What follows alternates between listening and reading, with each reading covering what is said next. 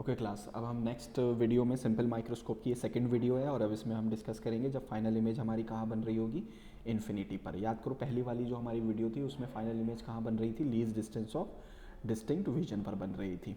ठीक है ना क्लास।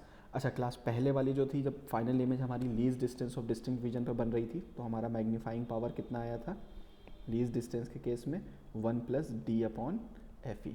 ठीक है ना क्लास। तो क्लास इस बार हमें मैग्नीफाइंग पावर पता करनी है जब फाइनल इमेज हमारी कहाँ बन रही होगी, इन्फिनिटी पे बन रही होगी। तो क्लास अगर हम चाहते हैं फाइनल इमेज इन्फिनिटी पर बने तो देखो हमें ऑब्जेक्ट को इस वाले लेंस के कहाँ रखना पड़ेगा, फोकस पर। अगर ऑब्जेक्ट फोकस पर होगा तो फाइनल इमेज हमारी कहाँ बनेगी, इन्फिनिटी पर बनेगी। ठीक है ना। उसके बाद क्लास हम पहले भी इस बात को डिस्कस कर चुके हैं कि मैग्नीफाइंग पावर सिंपल माइक्रोस्कोप का क्या होगा, वो होगा हमारा रेशियो किसका, θ/θ0।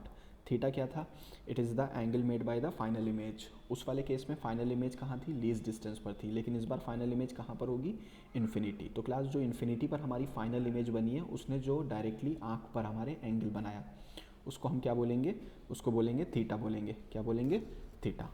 उसके बाद क्लास θ0 क्या था, हम पहले भी डिस्कस कर चुके हैं। θ0 का मतलब है जब ऑब्जेक्ट ने जो आँख पर डायरेक्टली एंगल बनाया और ऑब्जेक्ट हमारा कहाँ पर रखा होगा, least distance of distinct vision, है ना क्लास। इसको तो हम पहले भी बात कर चुके हैं। फॉर एग्जांपल ये हमारे पास ऑब्जेक्ट है और ऑब्जेक्ट कितनी डिस्टेंस पर रखा हुआ है, आई से डी डिस्टेंस पर। ठीक है ना। ऑब्जेक्ट की हाइट कितनी, एच।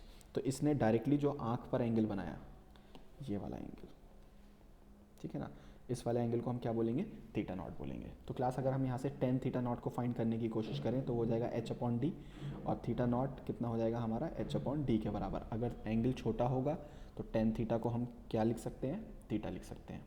ठीक है ना। ये तो क्लास हम पहले भी वीडियो में बात कर चुके हैं। ठीक है।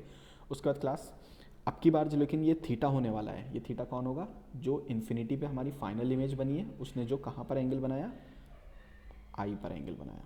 तो अगर इस डायग्राम में क्लास हम ध्यान से देखें तो ये वाला एंगल जो होगा हमारा, दिस वन, ये वाला एंगल, ये एंगल हमारा हो जाएगा थीटा। ठीक है ना क्लास। तो क्लास अगर हम इस ट्राइंगल में फाइंड करने की कोशिश करें, इस ट्राइंगल को देखो, छोटे वाले ट्राइंगल को, पी क्यू ओ को, तो इन ट्राइंगल अगर पी क्यू ओ लिखूँ मैं तो क्लास में tan थीटा क्या लिख सकता हूँ, मैं लिख सकता हूँ ये height of the object h है, h/f। तो क्लास अगर थीटा छोटा है तो थीटा किसके बराबर आ जाएगा, h/f के आ जाएगा। ठीक है ना क्लास। तो क्लास अब मुझे थीटा भी पता है और बेसिकली मुझे θ0 भी पता है। तो क्लास अगर मैं यहाँ मैग्नीफाइंग पावर लिखूँ तो क्या लिख सकता हूँ, मैग्नीफाइंग पावर हो जाएगी यहाँ पर m equals what is theta, that is h/f, and what is θ0, that is h/d।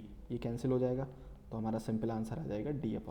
तो क्लास मैग्नीफाइंग पावर जब फाइनल इमेज इन्फिनिटी पर है तो किसके बराबर होगा, d/f के बराबर होगा। अब क्लास यहाँ पे एक बात नोटिस करो, जब लीस्ट डिस्टेंस पर हमारी फाइनल इमेज थी तो ये आ रहा था 1+d/f के बराबर। अब यहाँ पे साफ पता लग रहा है कि मैग्नीफाइंग पावर जब लीस्ट डिस्टेंस पे बनती है फाइनल इमेज तो वो ज़्यादा होती है किसके कंपैरिजन में, जब फाइनल इमेज कहाँ बनेगी, इन्फिनिटी पर बनेगी। ठीक है क्लास। लेकिन क्लास जब फाइनल इमेज इन्फिनिटी पर बनती है तो आई रिलैक्स होती है, ठीक है ना। लेकिन जब फाइनल इमेज लीस्ट डिस्टेंस पे बनती है तो हमारी आई कैसी होती है, स्ट्रेन में होती है। ठीक है ना। तो क्लास अब हमें देखना है, आँख को आराम देना है, तो अगर आँख को आराम दोगे तो मैग्नीफाइंग पावर के साथ कॉम्प्रोमाइज़ करना पड़ेगा, और अगर आँख स्ट्रेन में रहेगी तो मैग्नीफाइंग पावर हमें ज़्यादा मिलेगी। ठीक है। तो बेसिकली सिंपल माइक्रोस्कोप के न्यूमेरिकल भी बहुत सिंपल होते हैं, हमें बस 2 फॉर्मूले याद रखने हैं। नंबर 1, एक बार रिवीजन फिर से देखो, जब फाइनल इमेज इन्फिनिटी पे बन रही होगी तो simple formula d/f magnifying power के लिए, और जब फाइनल इमेज लीस्ट डिस्टेंस पे बन रही होगी तो इट विल बी 1+d/f। ठीक है। ये 2 फॉर्मूले हमें याद रखने हैं फॉर अ सिंपल माइक्रोस्कोप।